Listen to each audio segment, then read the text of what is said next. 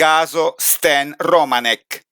Prima di lasciarvi al filmato sottotitolato in italiano, è doveroso anticipare che Stan Romanek è un personaggio alquanto controverso e ambiguo, e non soltanto per le sue vicende che si trovano al di fuori dei fenomeni ufologici, ma essendo questa piattaforma un canale che tratta prevalentemente temi su UFO ed extraterrestri, dovremmo concentrarci esclusivamente su questo. Infatti Stan Romanek sembra essere il protagonista della storia di un contatto extraterrestre più documentato al mondo, e la moltitudine di prove accumulate e fornite ha convinto migliaia di persone di tutto il globo che la sua narrazione possa considerarsi veritiera.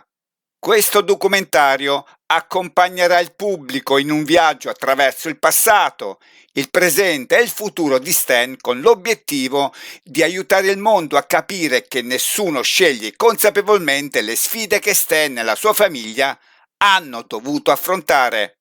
L'intento di questo documentario non è solo quello di dimostrare per l'ennesima volta l'esistenza di UFO ed extraterrestri, ma pone una semplice domanda. E se tutto questo fosse vero? Il caso di Stan Romanek è a tutti gli effetti un'evoluzione di un uomo attraverso una vita che non ha scelto, con i suoi messaggi che è spinto a trasmettere a tutta l'umanità. Come sempre, lascio a voi giudicare se credere oppure no al suo racconto, ma in ogni caso questa sua cronistoria fa comunque parte a pieno titolo ad una delle narrazioni più affascinanti, curiose ma anche dubbiose del mondo ufologico. Un abbraccio a tutti voi e a presto. Ciao!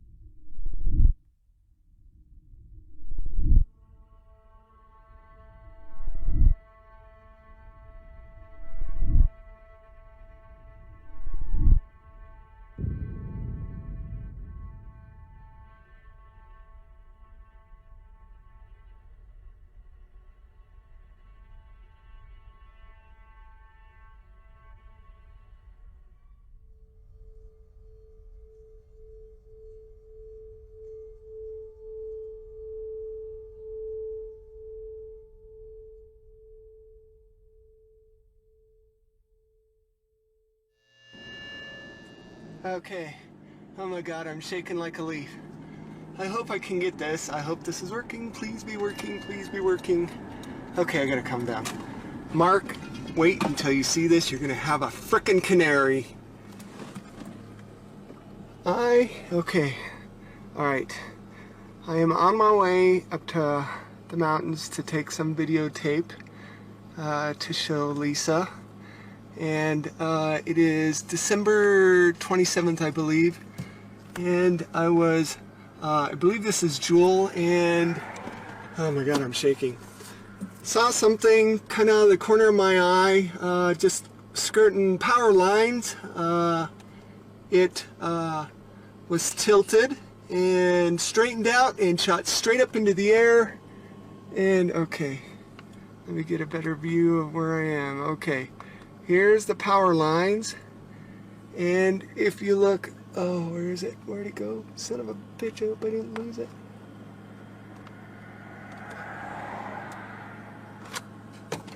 Okay. Pull over.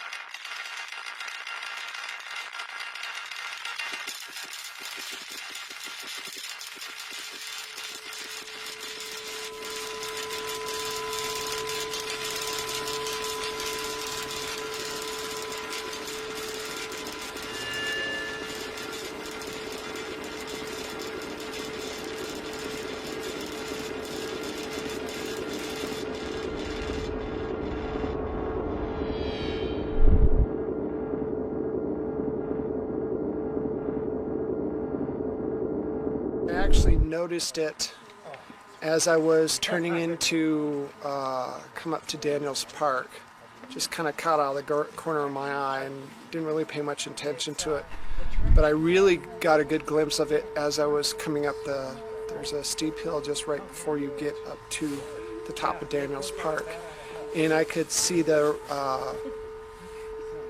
light emanating from whatever this thing was on the ground, blinking on the ground.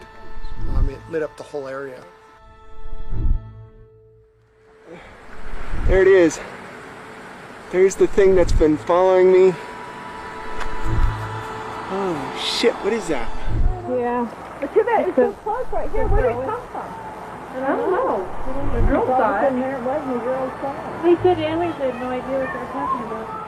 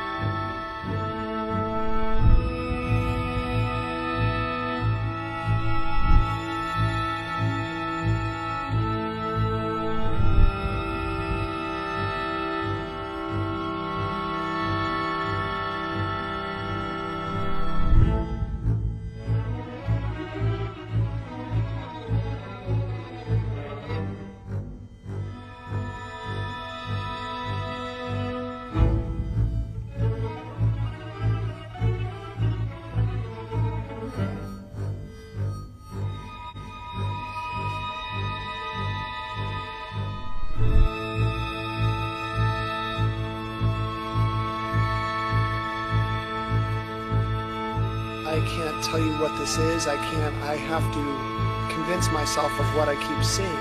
Thank God there's lots of other people that see it too.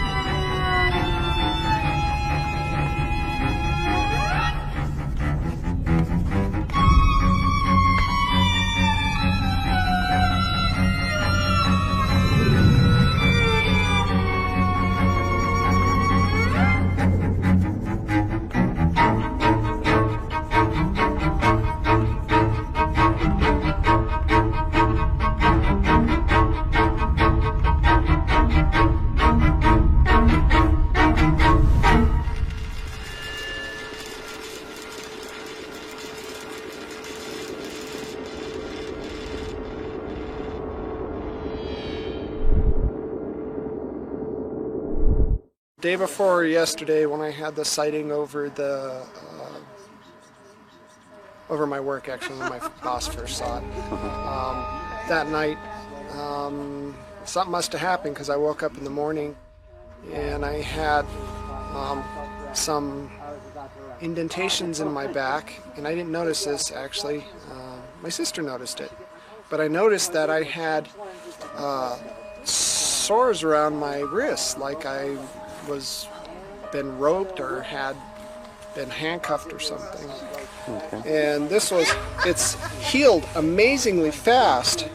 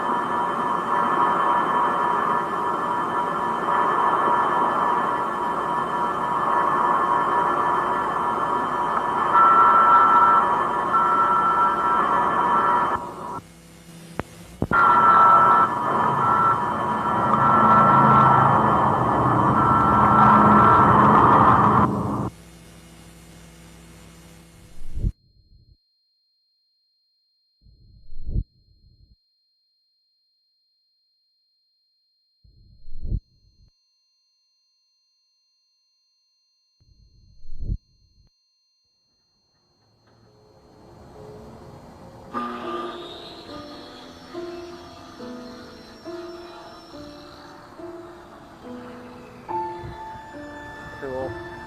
Hey, what's today's date? 8th of October? Yeah, it is. The 8th. Alright.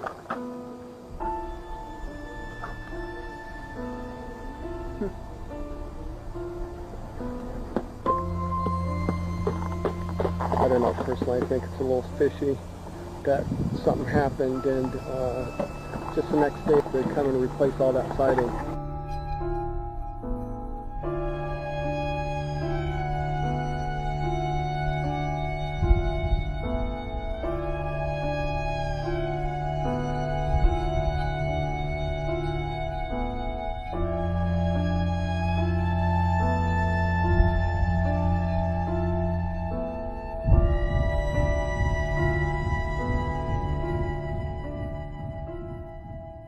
At 3 o'clock, the swimming was gone, the music was gone, everything was gone, and I could run up and down stairs. It was the creepiest thing. So if you lose power when you're sick, the next time everything's really fine? I hope so. we don't know, it's just really odd. We don't know. But where'd you get the holes? It's a pattern, right? I mean, it's right in the line. It was there when I woke up at 3 o'clock. Well, I don't know what those, those lesions are on your leg, aren't they? But there's such a pattern that this, it's hard for me to cover this from any, insect or anything like that. More likely, I don't know, it could be the pressure. There's no rivets or anything on that immobilizer. But the immobilizer's gone. It just disappeared. I can't find it anywhere. It just disappeared? It's gone. You were at bed? Yes, I did. I went to bed, it's gone, we looked everywhere for it. Where do you live? I want to go investigate. I don't know. But anyway, your exam is fine today.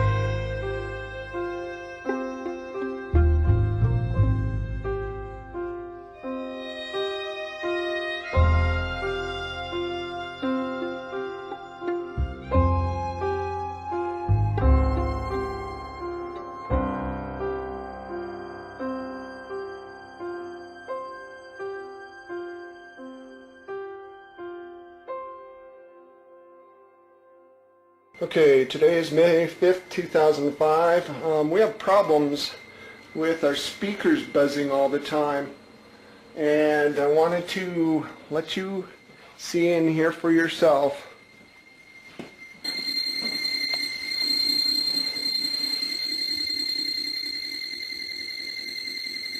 Okay, once again, it's off. There's no power. I'd like to know how the hell they do that.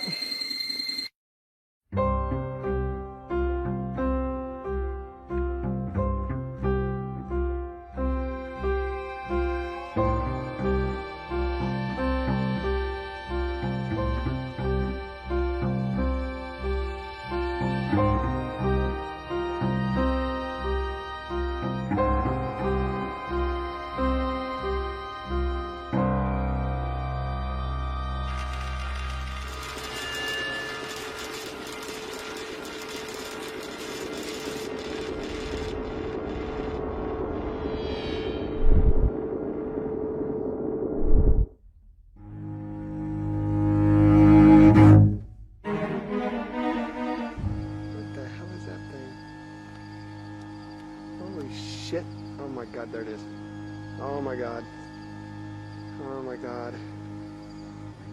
Holy shit, what the hell is that thing?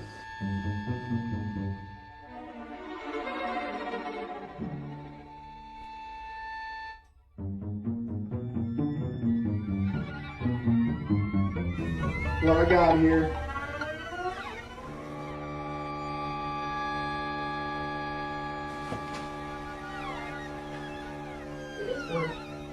See?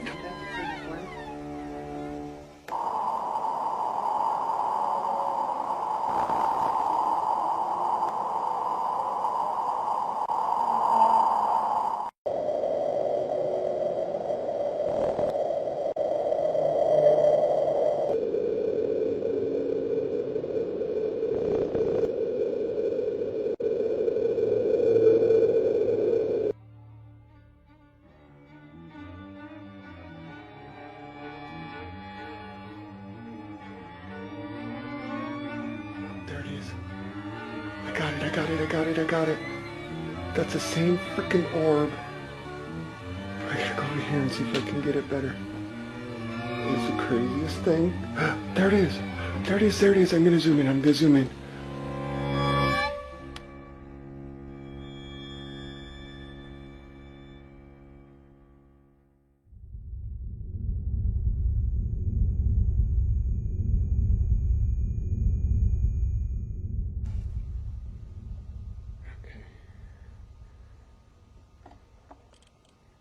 Keep it rolling there.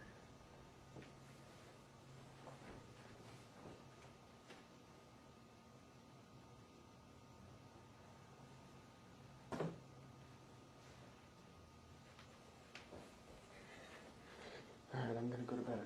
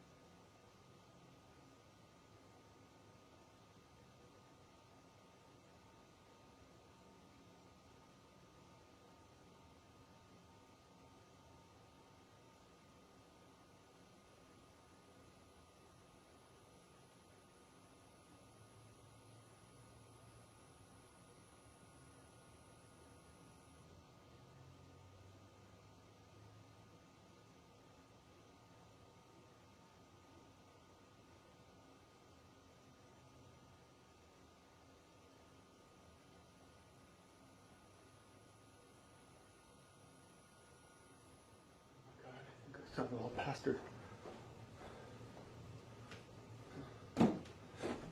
Oh man, what is that?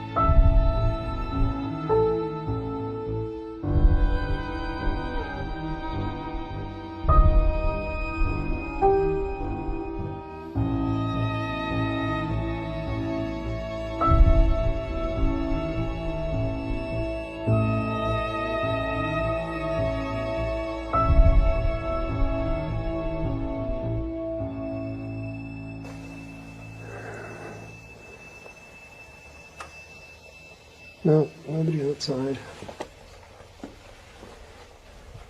I have no clue what the heck's going on. But, oh well. Oh my god. What the fuck is that? Holy shit. Oh my god, what's it doing? Holy shit. Oh man. Where the fuck did it go? Oh my god. I can't believe it. Where'd it go? Where'd it go? Where'd it go?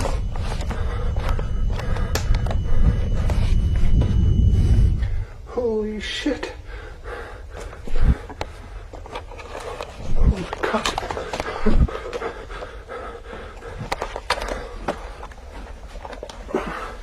Is it? I can't see it anymore. Where'd it go? I can't believe that. I can't believe what I just freaking saw. Oh my god. Oh my god. That's amazing. Oh my god, what?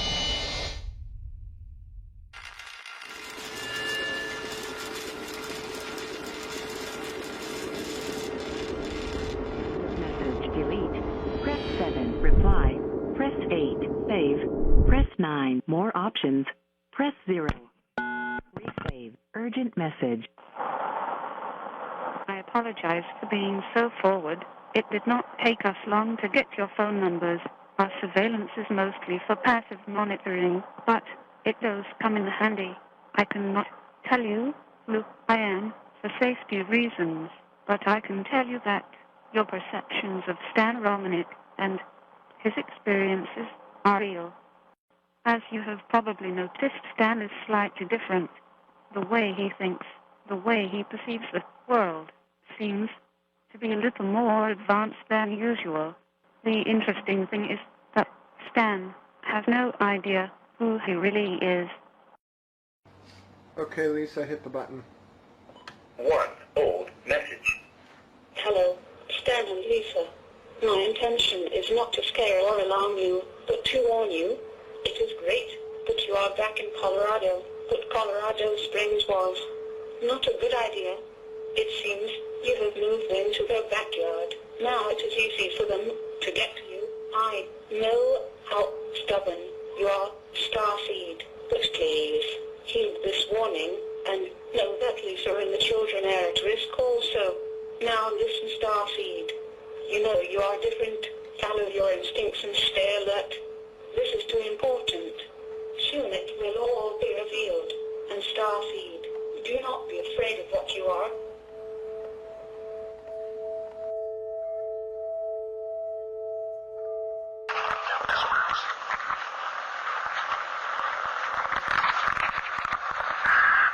Okay. Sorry about that. Someone was at the door. That's fine. It's nice to get to talk to you, Starseed.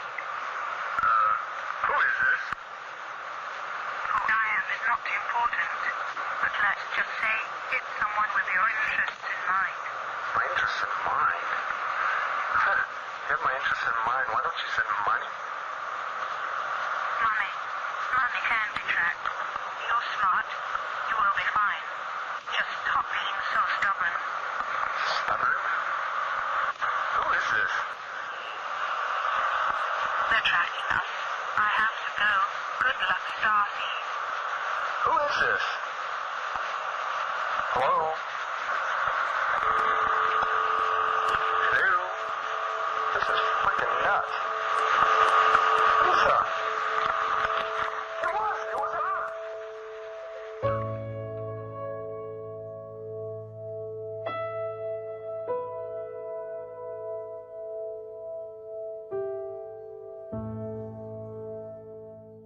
I keep hearing like some weird ass thing in the background. Like a mumbling.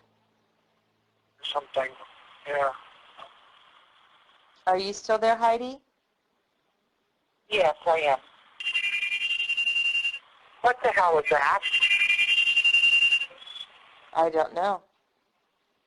That was really a neat sound.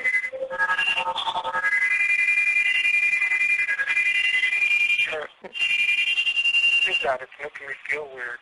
You hear that, Stan? Real? Feel weird. Just stay on. How do you feel weird? Hello? Heidi, I'm here. Did we lose him? Stan? Let me bring Stan back in, okay, Heidi? Okay. Hang on. Okay. Are you there, Heidi? Yeah. Okay. Hey, April, is Stan there? Yeah, he's on the floor. He passed out.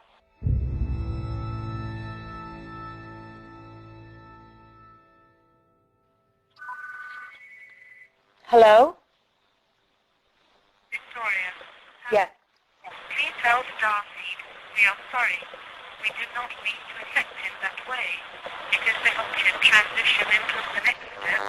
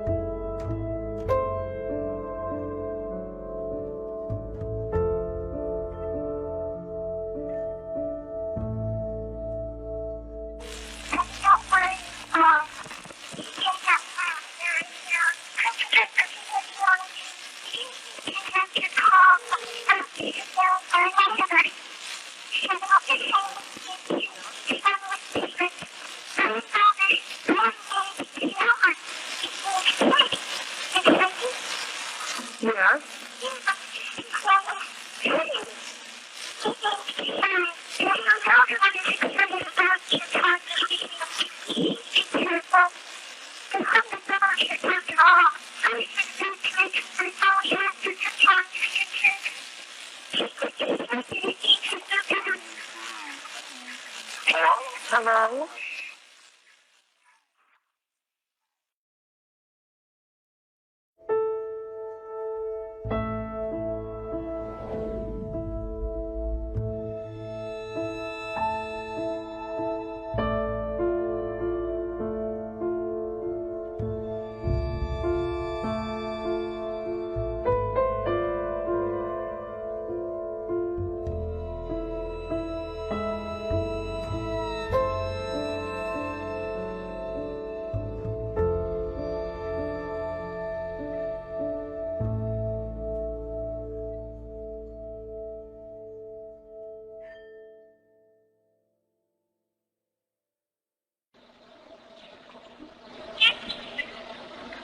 Yes? Hi. We can hear you, this is Kioma. Yoma, hello. Kioma, are you there? Oh, sweet little girl, we can hear you. Can you talk louder? Hello? I think somebody's playing a joke on us. You're silly? Why am I silly? Okay, if this is Kioma, when are we going to see you in person again? Oh my gosh. Hello?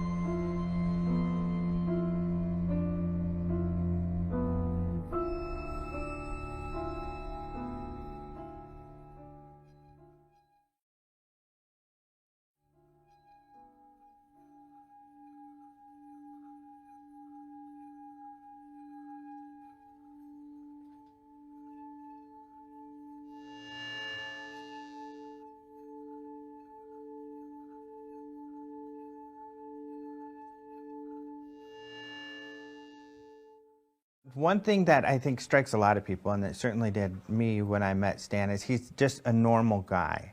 He's almost like a barometer, and you know, and when things around him change, it really affects him. My first thought was that he was highly sensitive, highly aware, what I would think of as the artistic personality. Answered questions quickly, appropriately. I was impressed. He seemed like a normal guy. Average person, nothing unique. They're a normal family. I mean, I saw their family life. They all seemed very honest and very sincere and down to earth. So.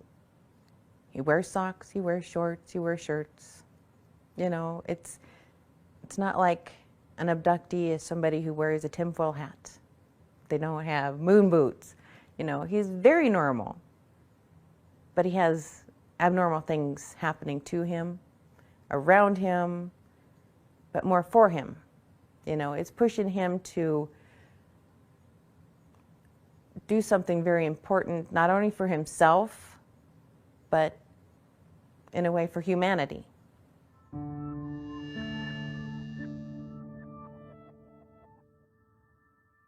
Well, I grew up in a military family, and you know, we moved around quite a bit. Not as much as most, but I had the added discomfort of suffering from severe dyslexia, and in those days I didn't know much about my learning disability.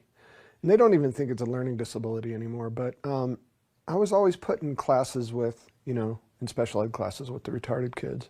I remember I had a teacher make fun of me in front of the class and then grab me and throw me in a closet and lock me in a closet and said, "This is where we put retards." And yeah, it was terrifying. It was horrible. It was a horrible experience. And I had gang members around me all the time because of the neighborhood we lived in. I had the Crips on one side, the Bloods on the other, and they were constantly fighting amongst themselves. And I was always, you know, have stab wounds and stuff like that. I was always caught in the crossfires. And they used to pick on me a lot because, number one, I was the only white kid. Number two, I had a learning disability. And I had to learn to fight because of it. Everybody beat me up, and then I started beating everybody else up, including the principal of the high school I went to. So it wasn't good. I was kind of a punk. And just because I was kind of angry at my life, you know, because of all the constant violence and all the, you know, having to deal with everything that I had to deal with, I was frustrated. I calmed down somewhat and just kind of found my own way. When you look at that past, did it make you a better person? How did it help you? I honestly think certain people are chosen for certain things, and I had to go through what I went through so I could understand the human condition. So the role that I play now, without that understanding, I couldn't, you know, the message that I have, I couldn't give the message out correctly, I believe.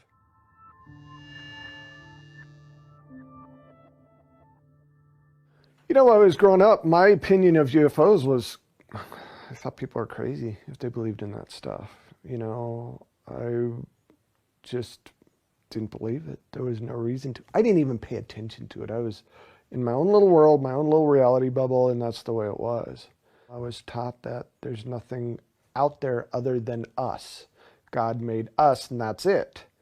And so when this big event happened, it switched everything around. It literally took me a good 2 years to come to terms with what had happened. And stuff continued to happen through that time. And what makes it so different is when this stuff happened, there were other people around. I wasn't by myself like a lot of these that you hear about. Most of the stuff that happens with me, even now, only happens with a lot of people around. So it took a lot to shake my tree, but when it shook violently, and it changed everything.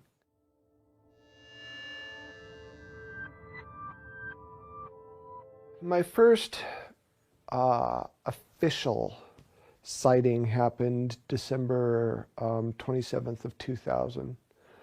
I'd met my wife online. She lived in Nebraska. I lived in Colorado. I wanted her to come visit me, so I thought, you know, good way to do it. I was going to videotape the surrounding scenery and the skyline of Denver, and you know, send her a little care package with flowers and chocolate, stuff like that. I decided to go the back way up to the mountains, and there were cars pulled off to the side of the road. Must have been 20, 30 cars pulled off the side of the road.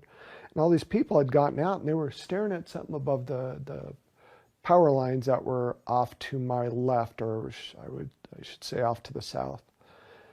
And as I was driving up, I'm looking at, trying to see what they were looking at, and it looked like some kind of weird silver hot air balloon. And I'm thinking, that thing's gonna crash into the damn power lines. And as I got closer, it's like, wow, isn't that the strangest hot air balloon ever? I got my video camera and started, you know, trying to videotape this thing. As soon as I rolled down my window, this thing acted like it noticed me somehow. And it was actually tilted forward, and it was moving along the power lines, and it reorientated itself and literally shot to about 1,000 foot. Before that, it was maybe 100 foot off the ground, just right above the power lines. And again, 30-foot diameter. This thing wasn't small. You know, I was fighting within myself, you know, am I really seeing this? And if I am really seeing this, it has to be some kind of military thing, but how can the military have anything like this? You know, are they really that much more advanced, and blah, blah, blah, blah, blah. And then I get a hold of Lisa, you know. I call her, and I explained to her, and I was upset. He called saying, you're not going to believe this. I don't know what this is, but turn on your web camera. I took the camcorder and I put it on the screen, and I put the camcorder up to the web camera so she could see it. I was very excited, and he was convinced he was insane. And I'm like, this is so cool. And she believed in this stuff and I didn't. So she kind of helped me calm down. I mean, he was just so excited, but scared. You know, it was just that little boy in him where it's like, you're not going to believe this. And yet it's like, I don't believe this. This is too weird. This is too scary. But this is really cool if this is what it is. You know, kind of a drama with him. It took a lot to convince me that anything like that was even remotely real.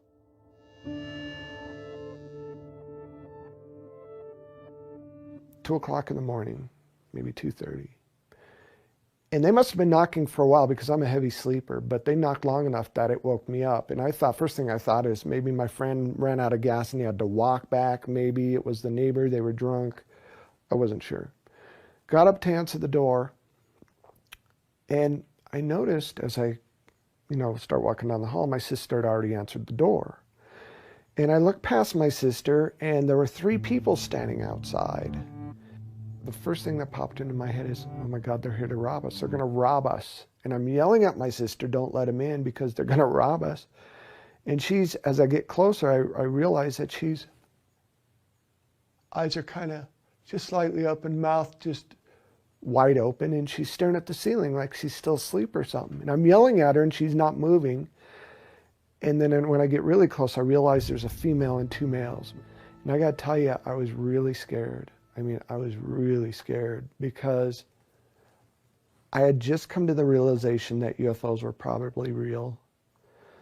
But I didn't really think about the fact that something had to be driving these UFOs and that they might not be human. And then now I'm being confronted with this reality that there's something at my door that isn't human. And let me tell you, it was really quite disturbing to me. And right as I got to that realization, the female stepped forward. And for whatever reason, I could hear myself screaming in my head, but I couldn't. It wasn't coming out. And she grabbed my wrist. A thought popped into my head. You're okay. It's going to be okay. And the thought was not my thought. I didn't put that thought in there. It just appeared. And let me tell you, it must have freaked me out enough that I somehow snapped out of whatever trance they had me in. And there was a male on either side of me. And by the time we got outside to the balcony, I grabbed one of the males and I was going to literally throw him off the balcony.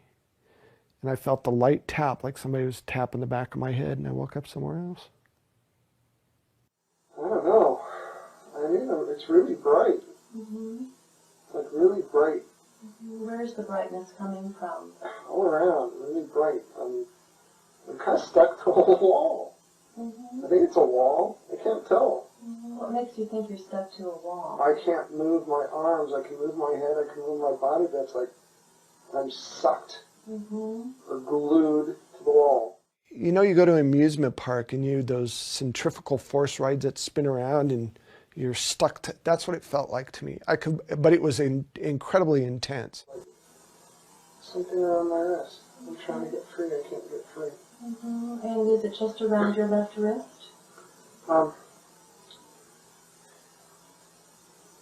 Yeah, it seems to be around my wrist, but I don't think that's what's holding me down. It looks like it's connected to something, but it's not holding me down.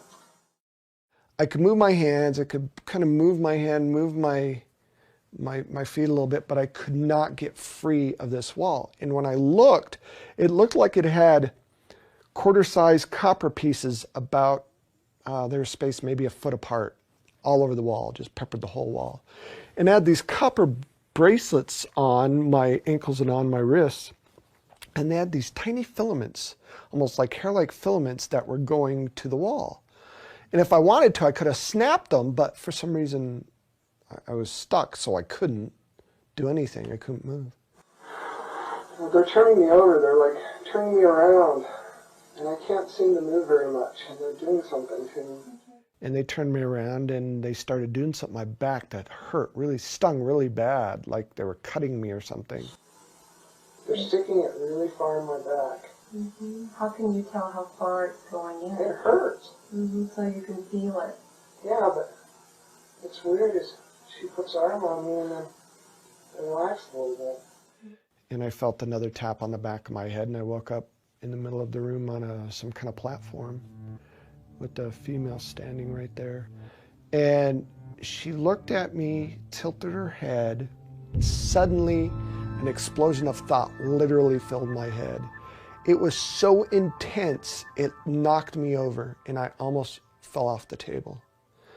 And when I came out of this shock, she stepped back. She quit doing whatever it was that she was doing. She stepped back as if to say, okay, you poor, stupid, little, insignificant thing, we're going to try this your way. Image after image, thought after thought, visualization after visualization just filled my head. It was then that I realized whatever this thing was, it was way more advanced than me. He has that experience. He calls you up. What is that phone conversation? Phone call was basically, I had the weirdest dream. He said, but it doesn't make sense because I have all the hairs all off my wrists and I have these sores on my back. I was trying to be the analytical one, you know, it's like there has to be a reason for it. It can't be that aliens came in and abducted you. And he's like, well, I know it was a dream. It was a dream. Aliens aren't real. And then he called me back because he's like, I'm going to go. And he called me back and he goes, it wasn't a dream. I know it wasn't a dream. I fell apart. I started crying and shaking and freaking out. It's like, oh my God, because it made it real. It made this whole thing real. This really happened to me.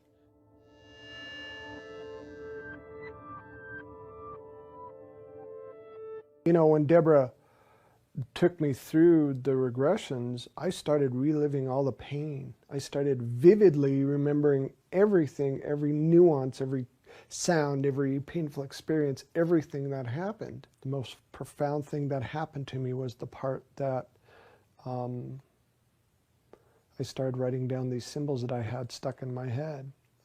She asked me, so what do you remember? I said, I have these symbols in my head. I have these weird things in my head. She goes, can you write them down? She gave me a big pad of paper and I think a marker. And I just started. I remember the symbols really clear. Oh, can you describe them? Oh God, I could write them down for you.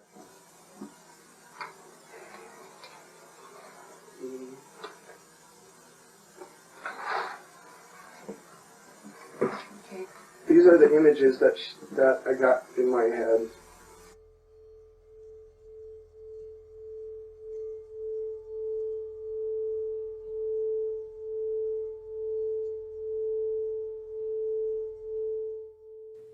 My first abduction experience really was about, I think, seeing who I was, maybe seeing how I developed. I'm not sure.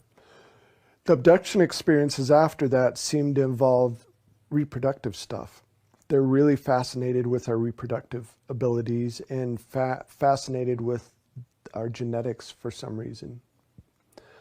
Or maybe they're manipulating our genetics. In my case, I think the latter is probably more true. Every time I'm up there with a woman, a human female, and usually it's the same one. Over the years, it's always been the same one. It's really bizarre. So are the two of you together or separately? We are together. We're together. Okay. And we're side by side, and we're being led into this other vehicle or room. Or okay. After they did whatever it was that they were doing, checking us out or whatever, they brought me and this woman into this room. And then what happens next as you're taken into that room? We're just sitting there, and then all these little kids. I don't know if they're kids. They're like little, they kind of look like kids. Mm-hmm. All these kids come up, and the lady's like starting to wake up, and she looks real happy, and she starts hugging them. Mm-hmm. And then she looks at me, and I look at her, and then we're both really confused. And mm-hmm. they're just these kids, and they come hug my leg and hold my hand. And there were seven children altogether. There were varying ages, varying sizes, varying, you know, some of them looked more human, some of them looked less human, some of them had hair, some of them didn't. And I'm looking at these children, and I'll never forget,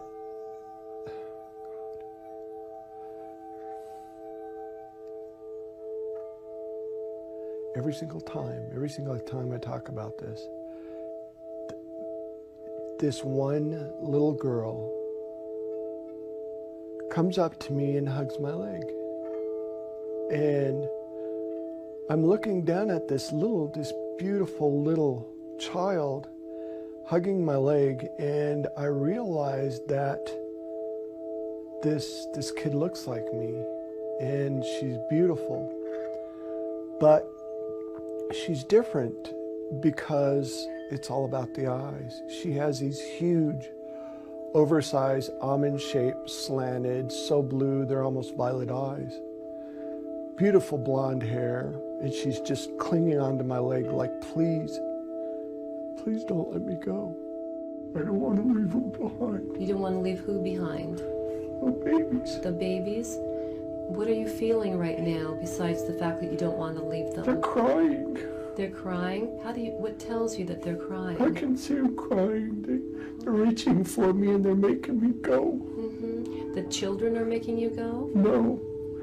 They're taking me away from them. Stan basically was reliving his experiences. It wasn't even about remembering. And to sit there and watch as he physically experienced the pain inflicted on him was very hard. It was just heartbreaking to watch. The memories he did have of his abductions and the woman that he remembered seeing her, he knew what she looked like, what she sounded like, was hard for me. But during these regressions, it all just came really, it became a reality for me.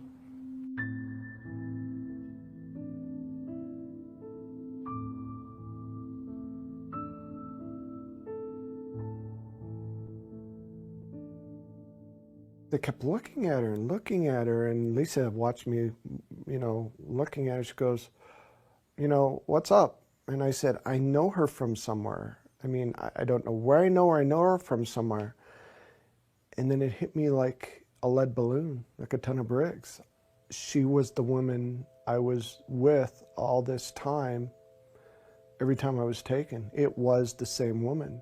And we became very close friends, and it got to a point where it was kind of hard for Lisa because we had this weird connection. me and Victoria, this bizarre, unnatural connection. I was so wrapped up in the, the case and learning about it and learning what my role was in it and experiencing so many things around me that I wasn't focused on Lisa's feelings. When he found Victoria, that was really hard for me to deal with, because I knew she was real, I knew she existed, and in some ways I prayed that he never found her.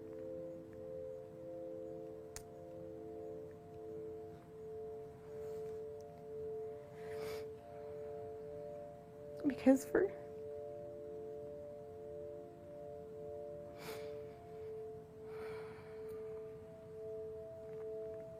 6 years, I worried what would happen to me.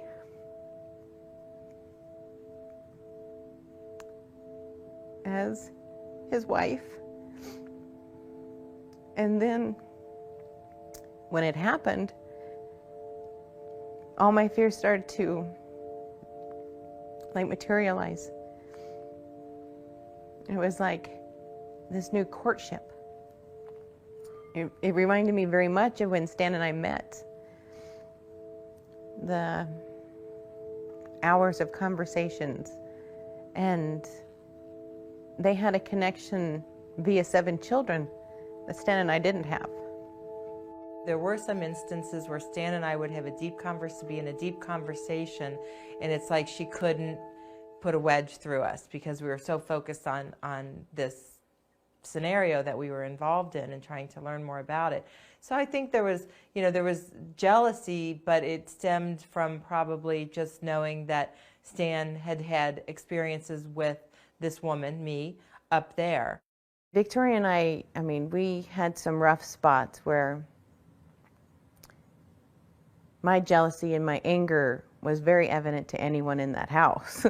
We'd get together and the two of them would disappear and I would flip out. I mean, I would just be furious because when I voiced my concern, it's, oh, you're imagining it. It's like, don't put it off that I'm imagining anything. I see what's going on in my house and I'm not okay with it. I don't know how I would have acted, but she always held herself in complete poise in class. And I mean, there were a couple instances where she'd, get, you could tell she was hurt or bothered, especially if he and I would go off to the side and be in this deep conversation and she'd be looking for him and we're sitting out in the front yard talking. And then I started understanding, not liking it obviously, but understanding that here's these two people that were put together in these terrifying experiences. And they needed each other to figure out what had happened. I just wanted them to do it around everybody else, not so closed off. So my jealousy wasn't like crazy, and I wasn't worried constantly that tomorrow is the last day of my marriage. What she has gone through is such a difficult emotional path, and she has been able to do it with grace and keeping her head on and keeping her marriage together.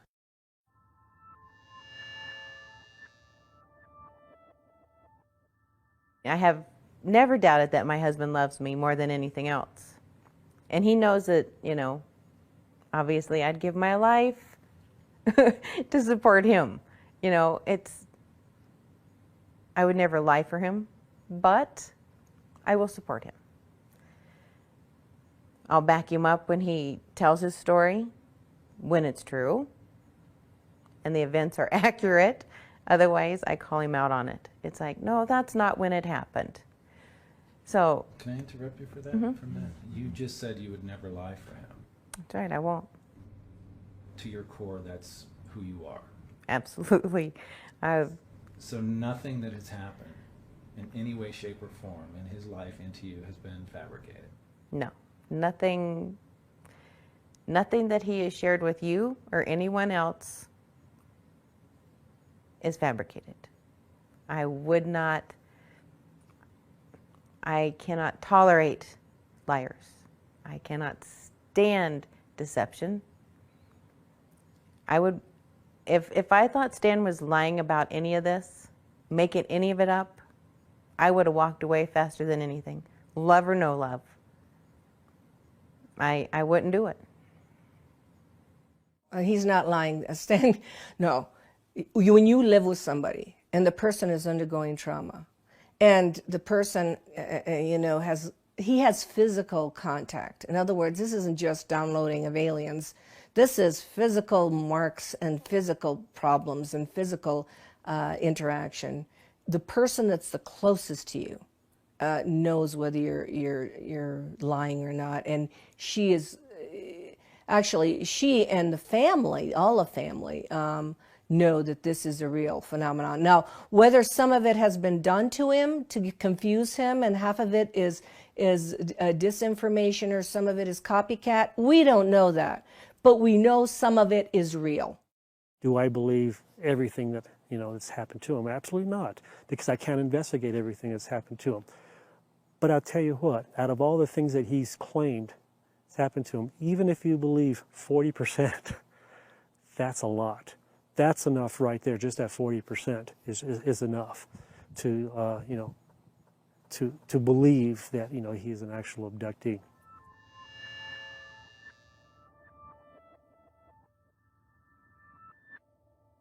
This light just explodes onto the ground right next to the house and starts coming up towards where the video camera is bolted to the side of the house. And you see these what look like soap bubbles start flying around, and it almost looked like there's a little bit of steam coming off the grass when the light hits the grass. And then pretty soon the video camera was taken out, and I came back with a bloody nose and peeing blood. And later that morning when I woke up, I went to go check to see why the cameras didn't, you know, why the cameras stopped working. Because we saw on the video, you know, this amazing event took place and the beam of light hit the ground next to the house. But it stopped working, and I wanted to go see what the heck happened. So I went outside and I noticed this. It's as if where the beam of light hit the camera, it cleaned the whole area of sighting in this perfect like arc. And it literally melted the siding. You could see where some kind of heat warped and kind of browned the siding a little bit, especially up toward the camera. And it also killed the grass below. Now, when they analyzed the siding, it cleaned the siding somehow, or pulled the dirt out of the siding all the way through the molecular structure of the siding itself. The very next day, I was going to collect a piece of siding because it was my day off and Lisa had to go to work early. And I woke up 8 o'clock in the morning because I heard this pounding. It's like, what in the world? I went outside to look, and there were two guys had taken down my surveillance camera and laid it in the grass, and they were replacing the siding of my house. I was pretty upset that they touched my surveillance camera, and what the hell are they doing replacing the siding? I tried to get a hold of the landlord, but the landlord was on vacation, and I asked these guys, what the hell are you doing? Well, your landlord wants us to replace your siding. So I had no way to check right away, so I let him do whatever. And I go, well, I want a piece of the siding. And I started rummaging through, and they got really irate. They said, no, absolutely not. We got to keep every little piece of it because we got to prove to your landlord we replace the siding. I knew instantly that there was something fishy about that whole thing. Well, about not quite 40 minutes had passed, and all of a sudden I heard a shop vac going. Well, I came running outside, and they were shop vacuuming the yard, and when they weren't looking, I grabbed a piece of siding. Even before then, I went and got my video camera because I wanted to videotape the whole incident because I didn't trust what was going on. And it's weird because they wouldn't look at me. I got them to tell me what date it is and made small talk, and they didn't even look at me to see that a video camera going. They just refused. They always had their back to me, constantly trying to turn their back. And when I purposely walked around to face them, they'd turn away. And so I grabbed a piece of siding, and after about 45 minutes, they shot vac the yard. And I thought they went to lunch and we're going to come back. They disappeared. It says Bob sighting from Grand Island, Nebraska on the side of their truck. And all they replaced is where the UFO beamed my surveillance camera. That's it. And when I called the landlord said, I didn't ask for them to sight the house. Why are they sighting the house? I hope they don't charge me. So, and then the investigators looked up Bob sighting from Grand Island, and there's no such thing. No such thing.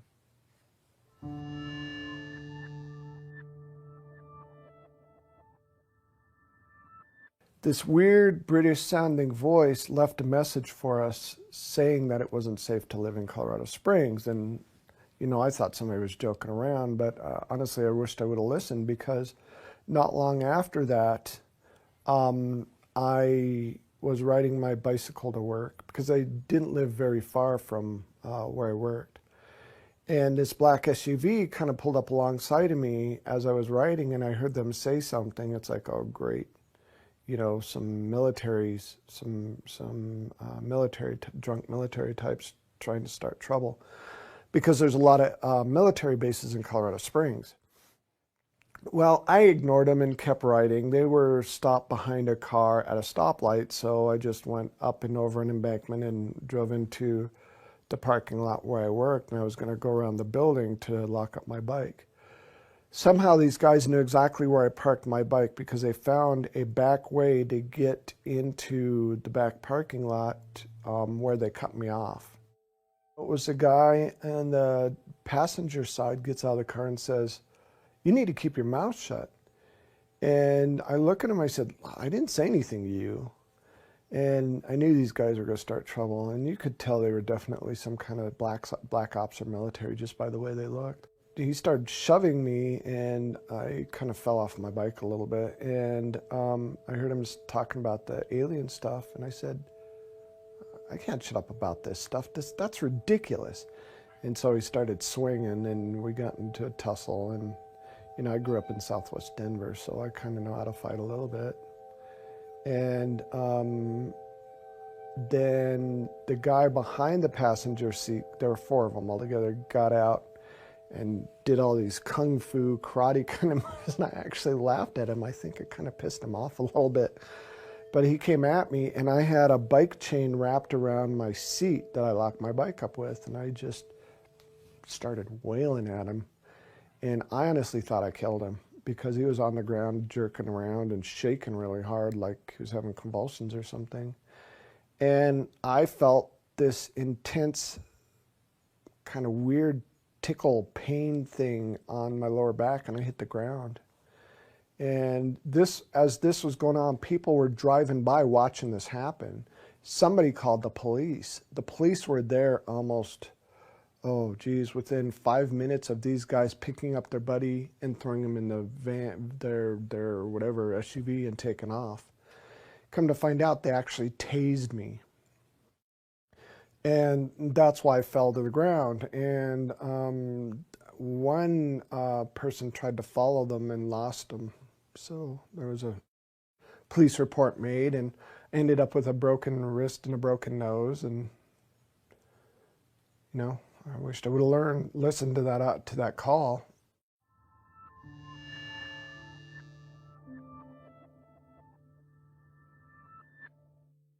This probably was the most significant event for me out of all of this that's happened so far. I'm still waiting for something more impressive to happen.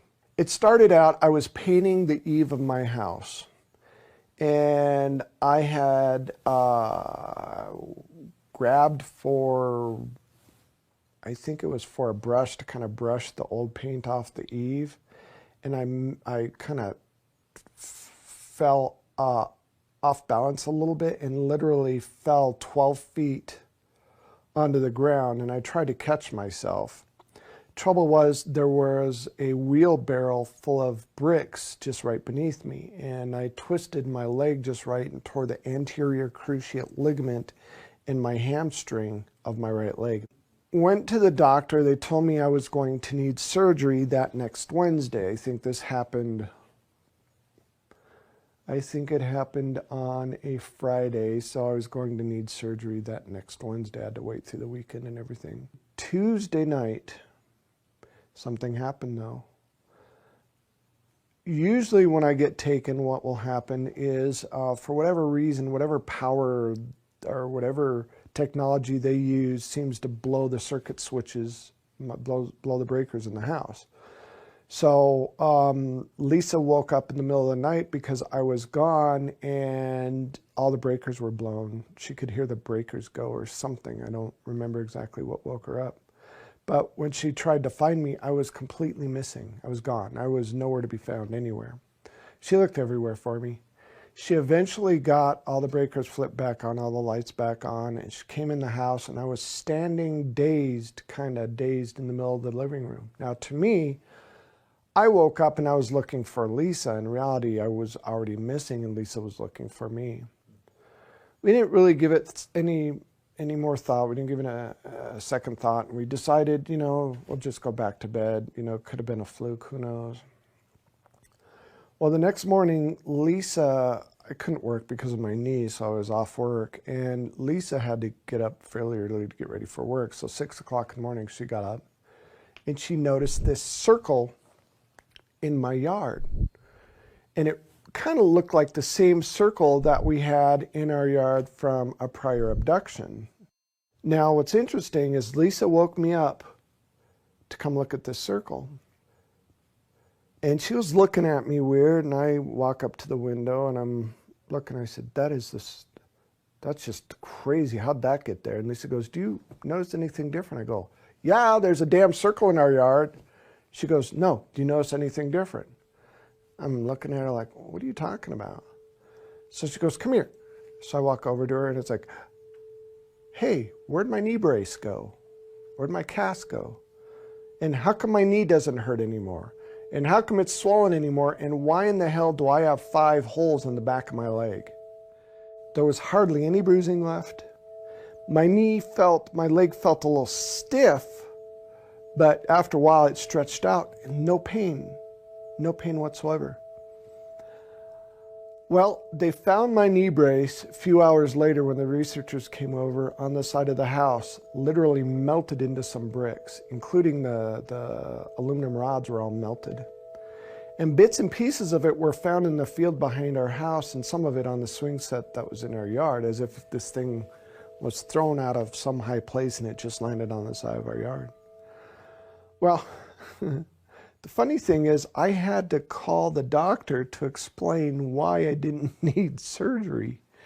And I remember calling and I left a message for her and she called me back because she was off work. She called me back and she said, Stan, I understand you're really frightened about getting surgery, but if you don't get this surgery, you're going to be a cripple the rest of your life. You'll never be able to use that leg again. I said, look, I can't explain it, and I wasn't about to explain that I was taken by aliens and they fixed my leg. There's no way I'd say that to her. She'd think I was nuts. I said, I'm just going to have to prove to you I don't need surgery anymore. She goes, all right, I'll tell you what. I'm not at the office right now, but my associate's in the emergency room. I'll call him, set it up. You go see him in the emergency room, and he'll tell you the same damn thing I told you. It's like, okay, fair enough. Well, I went to the emergency room, and my wife brought a tape recorder, and we recorded the whole conversation. And this guy had no idea how it was possible that I went from having a torn ACL to not having a torn ACL. And what kind of miraculous thing could have done this? At first, he said those holes in the back of my leg could be bug bites, but then there's no rivets in my, he didn't have any explanation. And then he suggested that we call the Ghostbusters to come figure out what was going on. And I never told him anything about the ET stuff. He just assumed.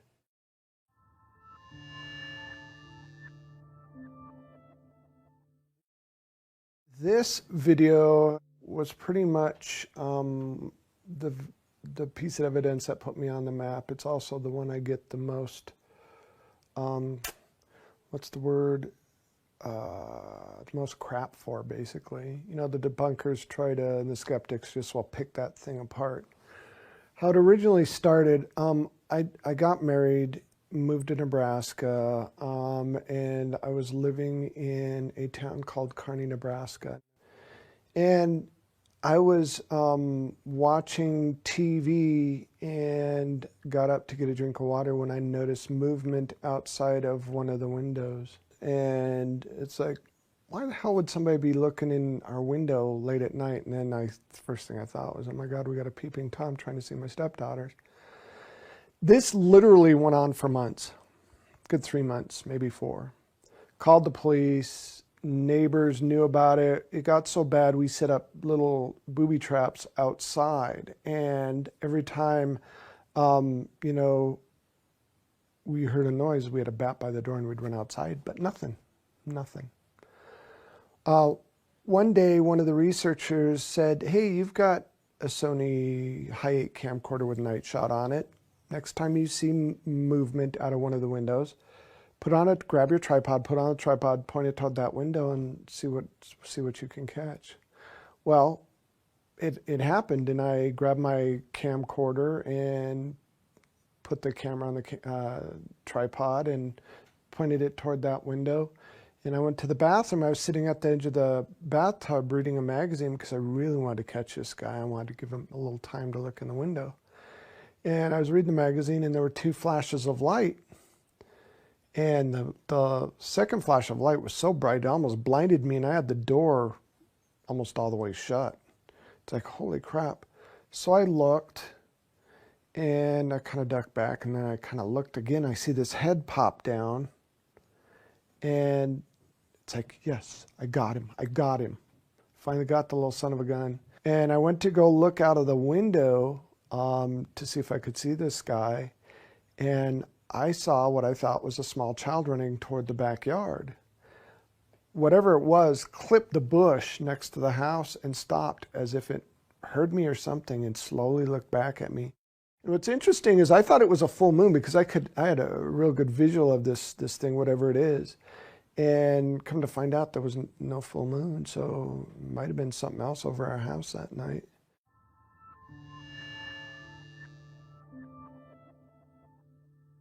I was kind of staying away because my stepson had friends over for a sleepover. I didn't want him to get in trouble. And I woke up because I heard a noise. I had one eye open.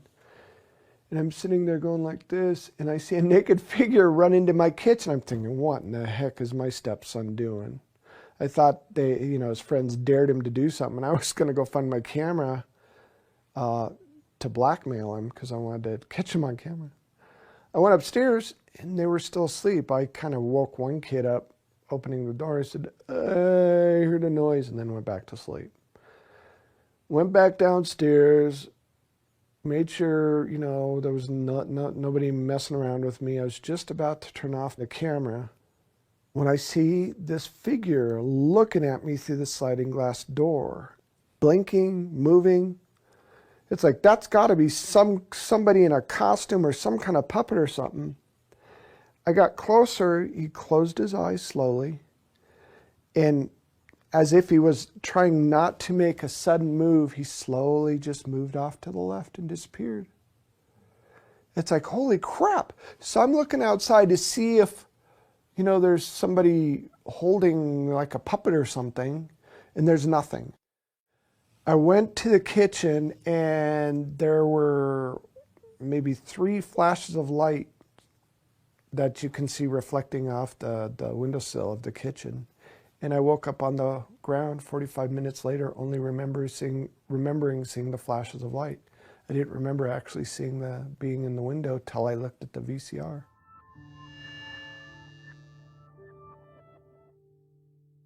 Well, we were having a party up at their home, and it was a book signing party, a surprise party for Stan. One of the things that we try to do is make sure someone is with Stan at all times, so that if something does happen, if he sees something, that there's a witness there.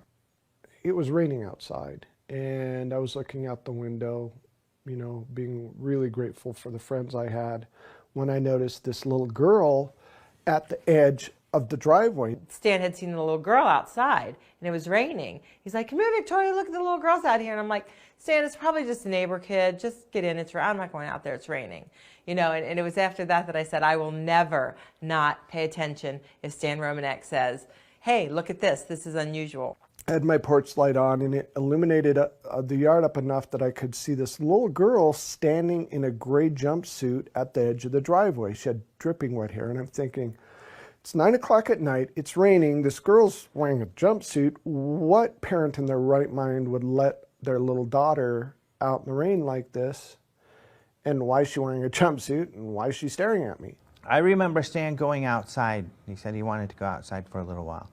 And it was kind of funny because then my friend Rick comes over and he goes, where's Stan? And I said, he went outside. He's like, is he alone? And I said, yeah. And he's like, oh, I better go. Damn it.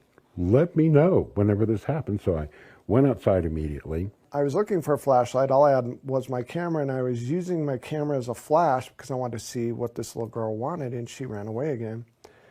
And it was by chance that I clicked the camera just in time to get a picture of her looking from behind a tree, looking up from behind a tree. And I was so dumbfounded and amazed by this picture. All I could do was sit there and stare at it. He had an odd look on his face, just dumbfounded. And I joked with him. I said, hey, Stan, how are you? Doing okay?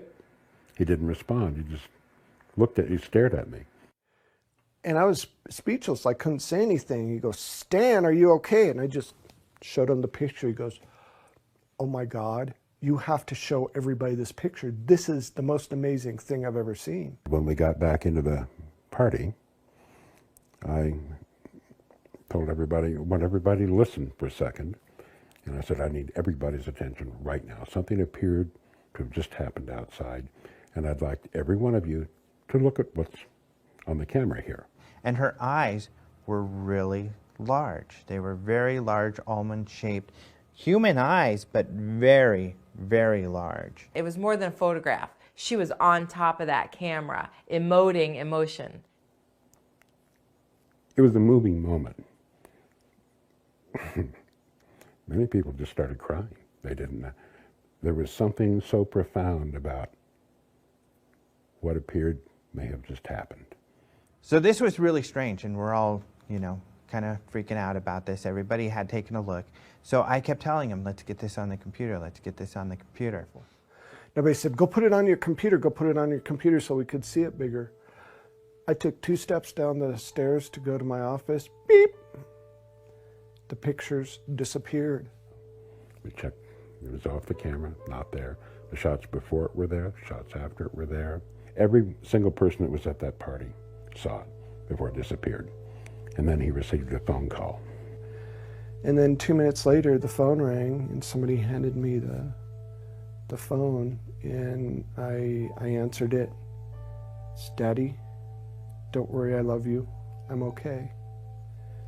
I started just crying and crying and crying because I knew in my heart that it was. And then it all come flooding back. That little girl that was hugging my leg was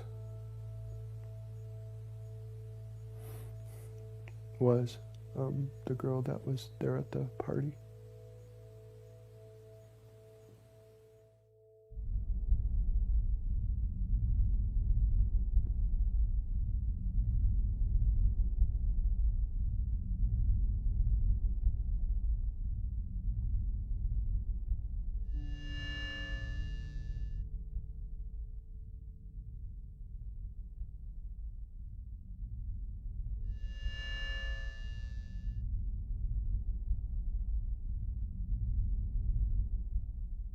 When I ran across his video of his first UFO sighting, I was really intrigued.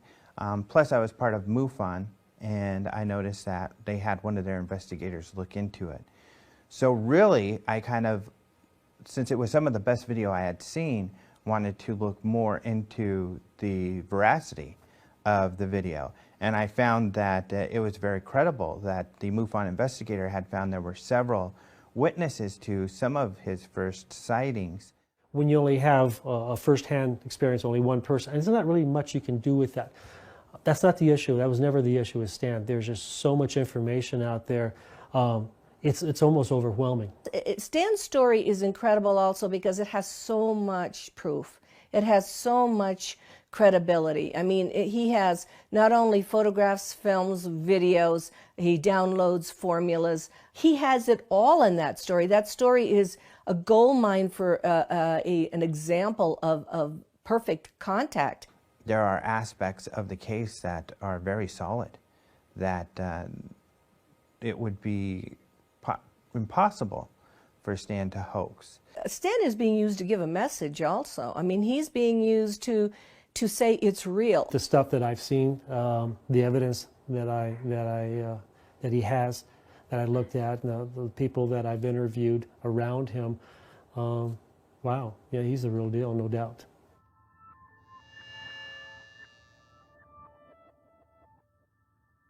My name is Claude Swanson. I'm a physicist. Undergraduate degree in physics, MIT, class of '69. PhD in physics from Princeton, class of '76.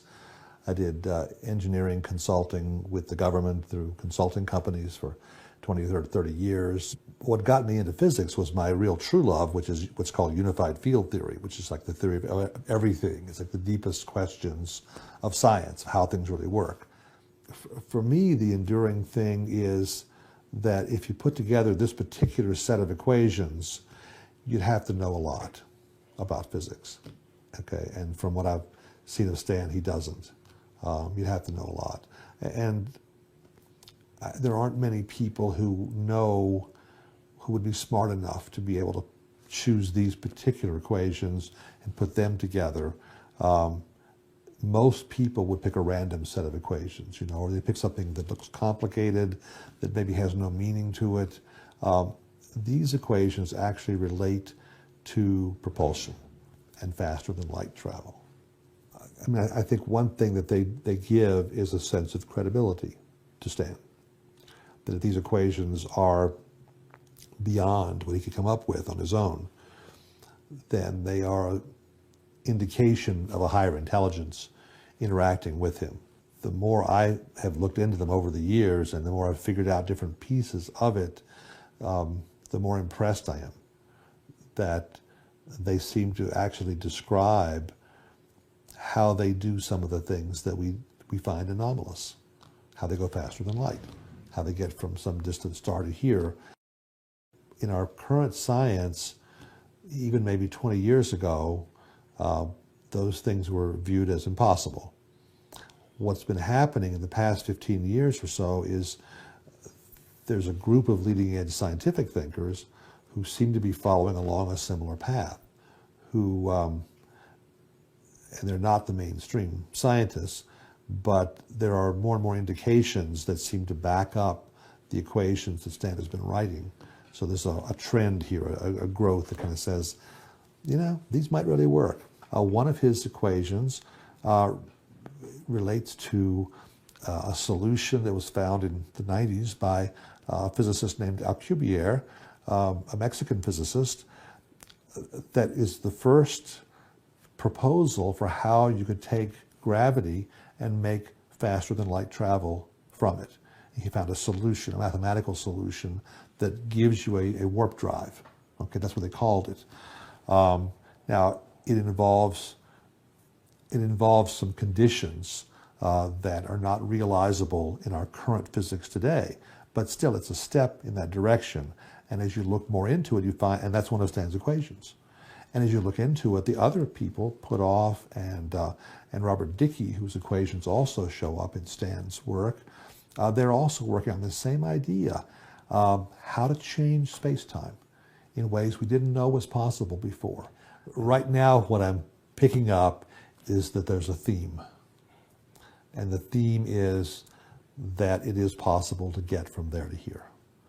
Our present conventional view is we couldn't have ET visitors because it takes too long for them to get from there to here at the speed of light or less.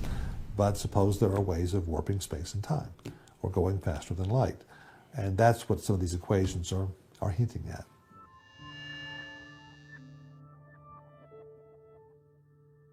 First name is Stanislav. My middle name is Gergely. My last name is Ojak. I have a PhD in clinical psychology, and I have a background in engineering, architecture and design, industrial design, and education, headmaster, private school for gifted children. I administered, with his agreement, with no one else around. His wife was in that building, as was my wife. It was a home of a mutual friend. There are about 5 other people, and they're in the remainder of the house, and we use this office. The doors were closed, very private. I asked him a series of questions to determine, from my interpretation, his coherence, his intent. Is he there to bribe me intellectually? Does he want me to set up some kind of an assessment or analysis to glorify who he is? I look at all those issues. I gave him some document. I said, okay, now I want you to take these tests and answer them at whatever speed you want. Don't worry about the length of time. You can, but you can't ask me any questions. And he said, okay. So he took the post-traumatic stress disorder assessment, and it shows that there's a very high degree of stress related to something. Now, it could be related to his marriage. It could be related to something he refers to as a UFO experience. I gave him a personality test, which is called Myers-Briggs, in order to be able to understand his personality relative to himself and the way he answers questions. I also gave him one for his ability to recall things, for memorization. I gave him one for interpretation in regards to lying. I outlined 27 different questions and how he answered them. And I watched what he did with every test, because that's part of the assessment. How did he take it? Was he eager? Was he frustrated? Was he focused? Did he ever stop and lean back, or did he ever hit the table? Many things that might show frustration. He did all 5 tests very calmly. And when it was all through, it took, as I recall, almost 2 hours. When it was all through, he said, I'm through. How am I? I said, you look okay to me. He said, me? I said, I haven't assessed the test yet. How can I answer that? It's okay. Look at him, tell me. I said, it'll take longer than that, because I have to look at him carefully and do an assessment. He said, can you just tell me, am I crazy or not? Can you say that? I said, yes, I can tell you. From my perspective, you're sane as most people, if not more. You merely have had more experiences that confuse others more than they confuse you. And what I explained to him, norm is not something that we can all agree upon. So we have to have a norm which to agree upon. So if you're asking for my norm, are you normal? The answer is yes. If you ask many other people, the answer is no. In fact, they probably call you weird, a liar, and things. I said, you do not lie, or you do not to me. Your experiences are real. I have a lot of proof for it. Therefore, you're okay.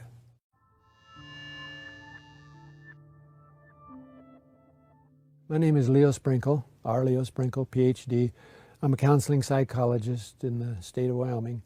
I teach self-hypnosis to people who wish to learn the techniques, not only to relax the body, but to focus the mind. So from a standpoint of general mental health, these techniques are useful. Some people may not like the word hypnosis, so if they don't like the word hypnosis, let's use meditation or daydreaming, image rehearsal for athletes, goofing off for teenagers. The task is to assist a person to recognize that within each person is more awareness, more knowledge than he or she may consciously be aware of. So on a scale of 1 to 10, with 1 being insignificant, 10 being the most significant ever, where does Stan's... 9. Stan's case is important from the standpoint of everyday people who want something that they can put their hands on. There's a photograph, you know. Here's a telephone call from an electronic voice that can't be traced. Here is a equation that the physicists are puzzling over. That kind of information means that Stan, as a person, doesn't have to be honest, doesn't have to be nice, doesn't have to be likable. He is nice and he is honest and he is likable, but he doesn't have to be because he's got all this information around him. He has been willing not only to share the photographs, the films, the phone messages, he's been willing to work with other people and write books and to create film, so that not only his story, but the people who are with him, their stories are being documented and being shared. To me, it's part of the ongoing process. So my view is if a person has several sightings, and then they have a job, they have a task, they have a duty, they have a chore, it may be merely to recognize it and accept it and talk about it with friends and family, or it may be something beyond that. And so with Stan, the fact that he had already been willing to go through hypnosis, the fact that he had already been willing to talk about it, and the fact that he had information beyond what most people have, and that he's dyslexic, all of those things said to me that he is a messenger. And so that's why I asked him when I was with Alejandro and with him and Lisa, do you think of yourself as a messenger? And he said no. But as he talked with his wife and as he went on further, then he began to realize he may not think of himself as a messenger in the sense that he has a message.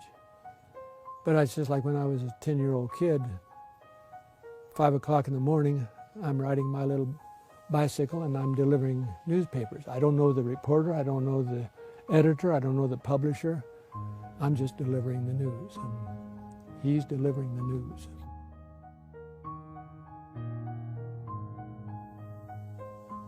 He's probably a vehicle for some group or some race to give a positive message to the planet. But, you know, he's human. So we get all the human stuff and then we get all the starseed stuff together. And he has a purpose, he has a mission. And I think his story is fascinating, and I have recommended that this is the ongoing contactee case people should look at. I remember Paula Harris asked me some years ago, why don't you think people believe in UFOs or want to? And I told her because people have no place to put it in their mind. There's no reference.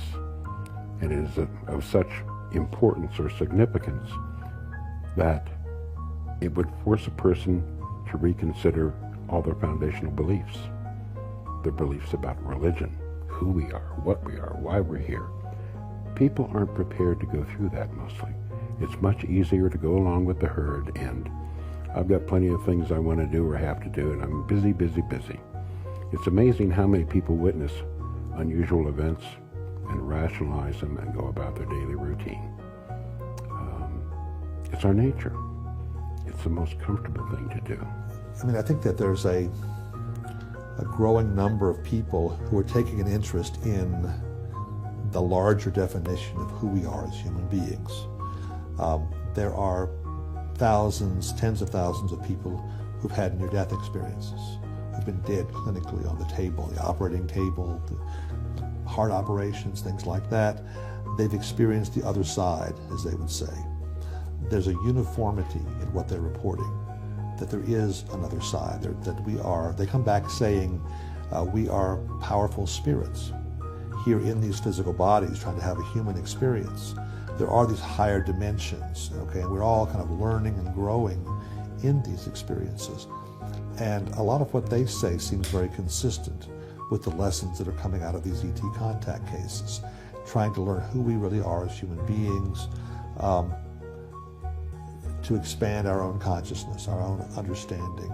Bottom line, even Stan, I think, understands this, that the group, and there's several groups visiting the planet, the group that he's involved with have some kind of spiritual message, some kind of evolution of humanity that they want to happen. At the soul level, this is big time. Because in my opinion, our souls are recognizing that this is a crucial time for humanity and for the planet. And so if we can bring ourselves at the human level to work together to collaborate, not only with ourselves but with the ETs, and then I think it's well worth it, and it'll be worth celebrating. Yeehaw. People always ask me, would you do this over again? In a heartbeat. I would. In a heartbeat. Because I've learned exponentially, and I get to look outside the box. His responsibility is to simply share his story, what he's experienced. And if it helps people who are in the same situation, that's very important to us. It's all about getting the message out. Every person, whether we are a researcher, whether we're investigator, whether we are a viewer, whether we are a contactee, or whether we're a fan or a foe of a contactee, each of us has our story, and each of us is unlocking inside. Why am I afraid of ETs, or why do I love ETs, or why do I wonder about humanity? Each of us has our own story. I have definitely gone from ignorant, disconnected, frightened, to enlightened. I have. That's what this is about. That's what my message is about. There's more stuff out there. And it's time for the human race to grow up. It's time for the human race to know who they are. It's time for the human race to understand that there's more than just themselves. It's really easy, but it's very daunting. All we have to do, the human race, is understand that we're not alone, and it changes everything. But trying to get thousands of years of, society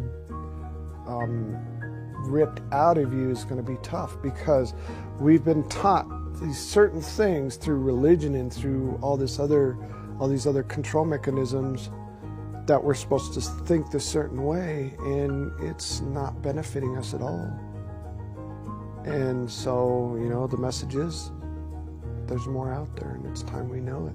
It's time to grow up and take responsibility for who we are. We're being asked to grow up and to be more in contact with the spiritual side of ourselves. And to me, that's what this whole process is about. It's about growing up and taking on a more mature and a much larger view of who we are and how we fit into things.